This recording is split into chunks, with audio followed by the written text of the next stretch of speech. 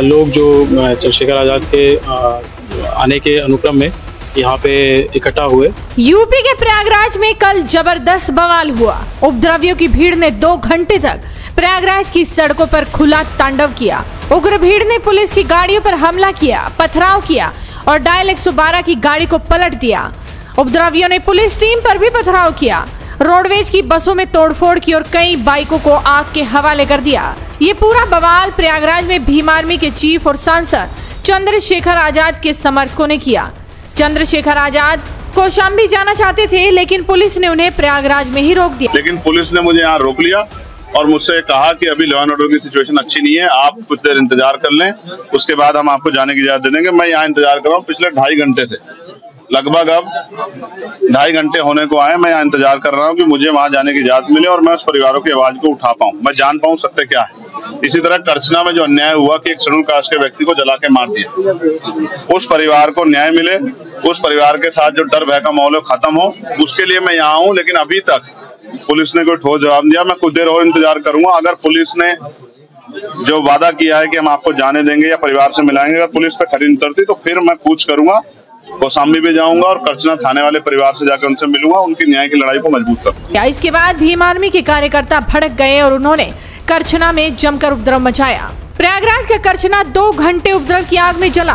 Bhim army chief Chandrashekhar के समर्थकों ने पुलिस के वाहनों पर हमला किया।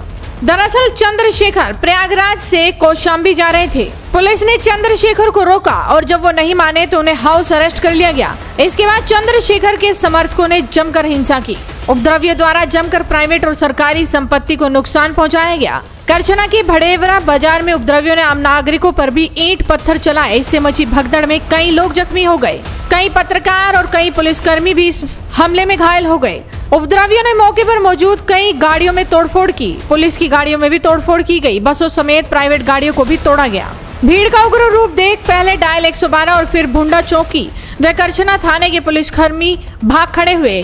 इसके बाद भीड़ ने जमकर तांडव किया। कई थानों की फोर्स व पीएससी लेकर पहुंचे additional CP doctor Ajay Pal Sharma ने भी मौके पर मुआयना किया और काफी मशक्कत के बाद भीड़ को काबू में किया। अब यूपी में दंगा हो और एक्शन ना हो, ऐसा तो हो ही नहीं सकता। अब प्रयागराज में हिंसा करने वालों पर पुलिस का एक्शन भी शुरू हो गया है।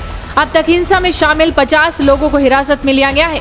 500 से ज्यादा अज्ञात उपद्रवियों पर एफआईआर दर्ज कर ली गई है। सीसीटीवी फुटेज के जरिए बाकी उपद्रवियों की भी पहचान की जा रही है। हिंसा में शामिल आरोपियों पर एनएसए और गैंगस्टर एक्ट लगाने की तैयारी है। वहीं हिंसा के दौरान हुई सरकारी संपत्तियों के नुकसान की भरपाई भी आरोपियों से ही की जाएगी। 40 से ज्यादा बाइकें भी सीज कर दी गई हैं। हो सकता है कि गली गली इनके पोस्टर भी चिपकवाए जाएं।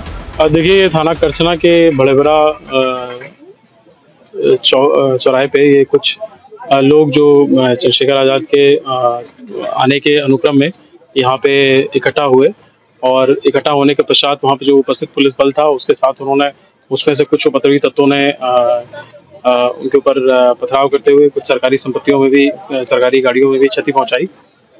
लेकिन पुलिस बल द्वारा बहुत ही तत्परता से कार्य करते हुए और जो आसपास के जनसामान्य के लोग थे उनके सहयोग के माध्यम से ही इन उपद्रवी तत्वों पे तत्काल नियंत्रण किया गया, इनको तितर बितर किया गया और बहुत ही अल्प समय में पूरे मौके पे बिल्कुल एकदम शांति व्यवस्था जो है वो स्थापित की गई। इसके पश्चात अभी जो है सभी जितने भी उपद्रवी हैं इनको फोटो, वीडियो, सीसीटीवी इत्यादि के माध्यम से चिन्हित किया जा रहा है।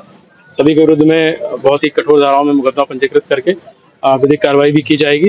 एनएसए, गैंगस्टर की भी कार्रवाई की जाएगी और जो सरकारी संपत्तियों की क्षति उन्होंने पहुंचाई है वो भी इनसे उसकी भरपाई कराई जाएगी।